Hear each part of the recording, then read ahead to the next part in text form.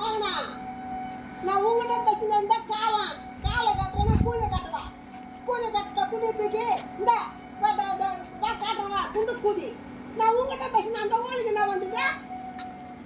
அந்த ஊரில் இந்த கால்ன்ற பூல் திருடி நான் உங்ககிட்ட தானே பேசின்னு இருக்கிறேன். அந்த ஊர் வந்து இந்த கால்ன்ற கால் எடுத்து சூத்துல வச்சு போய் கால் நான் உங்ககிட்ட தானே பேசின்னு இருக்கிறேன். இந்த காலம்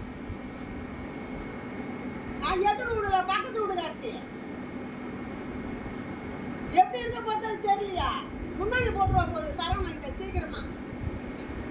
ஒன்று லைட்டை வச்சு அடிக்குது, லைட்டை வச்சு பாரு நிட்டு.